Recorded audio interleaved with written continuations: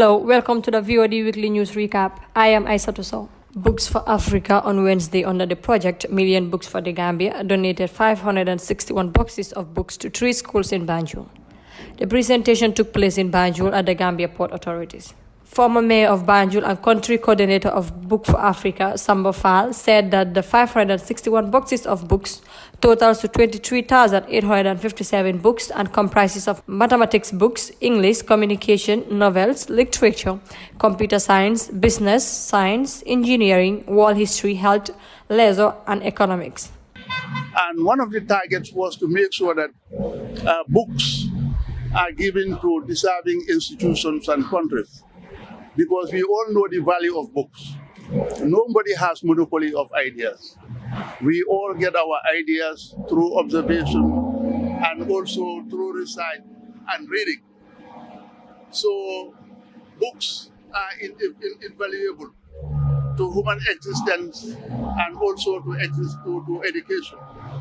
Mr. Fall outlined that the organization started operating in the Gambia in 2008 to 2009 when he was mayor of Banjul, and one of the targets was to make sure that books are given to deserving institutions and countries, adding that books are very important in our day-to-day life. One of the beneficiaries, Honorable Usman Silla, Chairman Crab Island Tivit Foundation, thanked the organization and said that these items will be of a great support to boost and promote knowledge generation in the country, adding that books represents knowledge and knowledge is light as it eliminates the darkness, and darkness is of ignorance. Therefore, any support that comes to eliminate the dark and be able to navigate out of the darkness is not a talk, but instead it is great.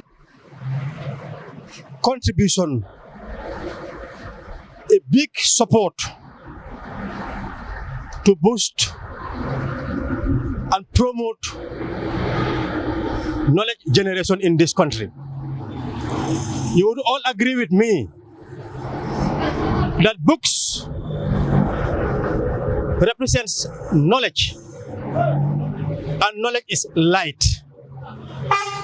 Knowledge illuminates in the darkness, and darkness is ignorance. So any support that comes to illuminate in the dark, to enable you to navigate out of darkness, is not a token. It is great. Lamin A. Bojang, another beneficiary from Muhammadan Lower Basic School, shared similar sentiments and said that having books is not the problem, but having the appropriate books at the appropriate time that would help young citizens of the country to digest and be able to have new ideas is something that is very critical, and that's what he had witnessed. And that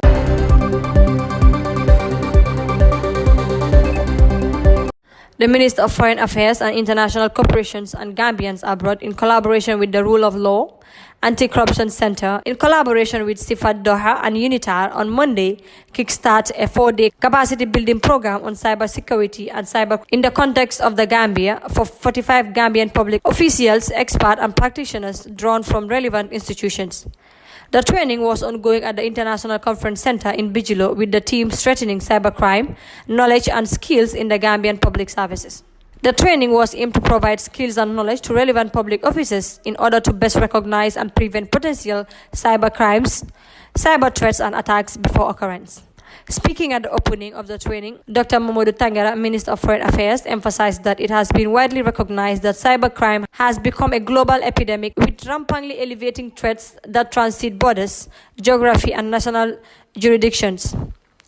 He said the drivers behind cybercrimes are diverse, ranging from financial gain to political motivations and even terrorism. As public officials, you bear a significant responsibility in safeguarding our nations from cyber attacks. Our governments rely heavily on digital infrastructure to deliver services, manage critical systems, and communicate with citizens. Therefore, it is paramount that we equip ourselves. It is worthy to note that Africa, with its vibrant and rapidly growing digital landscape, is particularly vulnerable to the challenges of cybercrime. He concluded that Gambia government, as the case of governments to other visiting participants, is fully aware of the immense potential of ICT in driving economic growth and development. For his part, Mr. Yusuf Bihindi, representative of Doral, noted that cybercrime is one of the most dangerous threats of governments, adding that if countries does not take steps to protect themselves, the threats can stop government from being able to function and serve their citizens.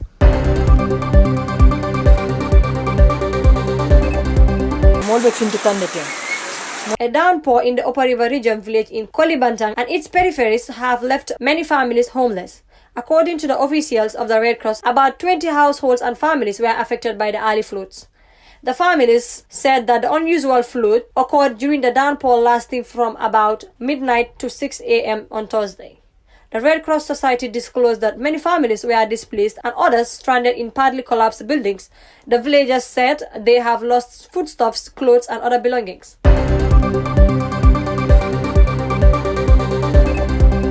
The Bangladesh Army Chief General Saifuddin Ahmed on Tuesday undertook walking visit to the Gambia's Armed Forces training school in Fajara Barracks in Bakau to assess and make an informed decision. The inspection came after the signing of a memorandum of understanding between the Gambia Armed Forces and the Bangladesh to possibly join a core deployment. For the first time in history since the formation of United Nations settings, speaking to journalists shortly after the inspection on Tuesday, Chief of Defense Staff General Yankuba Drame revealed that the purpose of the Bangladesh Army Chief General walking visit to the Gambia was to assess and make an informed decision. Being one of the most prominent troop contributing countries in the level of the United Nations, is a pride and quite an appeasing approach to work with them.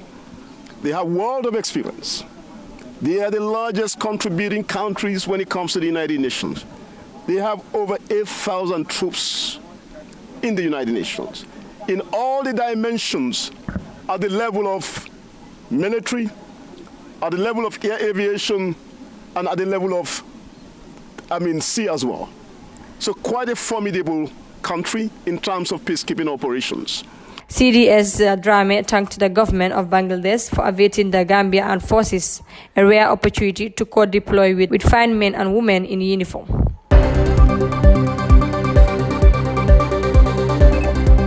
16 inmates, 1 female and 15 males have been released from Mile 2 State Central Prison following payments of their fines by Bob Keita Foundation on the 15th June 2023. The inmates who were serving sentences on minor offences were reunited with their families and loved ones as their fine was paid by the foundation. Babukar Keita, the founder and president of Bob Keita Foundation and former detained at the prison, outlined the motive behind the initiative. In life, everything happened for a reason. I was in Mile 2 in 2020, but the media and many people think that I was here before only in 2021. I was first remanded in 2020, June 20. I remember, I went to court for the same case and then I was remanded. So I was standing in the box thinking about all what I heard about Mile 2. Then I was shaking. I was like, today I'm going to see myself in prison.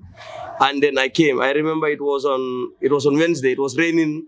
I was really confused because, living in your comfortable house and then you see yourself, in a small 3 by 2 meters. So it was very traumatizing.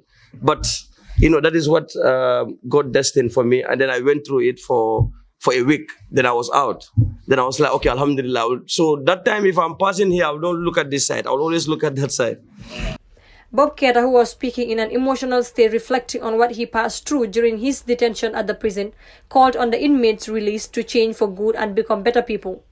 Whatever you see in life is a purpose, and Allah knows the best. I come here because I have a good relationship with the prison officers, but the system here is very bad. This is not their problem, but they inherited it.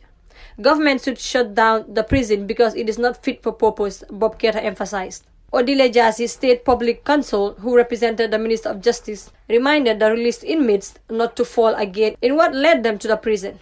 From today, I know, and I must say, the victims of the inmates who are going to be released today would have a closure that justice has been served. Because in one way or the other, they've paid the fines that are due. And in another way, the inmates themselves would have a closure that, in fact, I have served my sentence. Today, I would admonish you to become better persons in society. You've been here, you've seen the hardship that is in this place. You know what you've been through. So I would advise that tomorrow when we go out, today that we are leaving this place, we do not come back here again. if we go out, we must be ambassadors of this prison. Okay, I have been in prison. I've gone through the system. I have learned my lessons. I would forge ahead to become a better person. You do this by engaging yourself in becoming a better person. Take any skill you want. Follow any person who has a skill, be it a plumber man or something of that sort. Anything that makes you happy. If you see an association of individuals that are doing acts that in fact brought you into this place, you must, with all reasonable, without reasonable doubt, desist from it. Thank you for watching. That was Aissatou Sow reporting for VOD.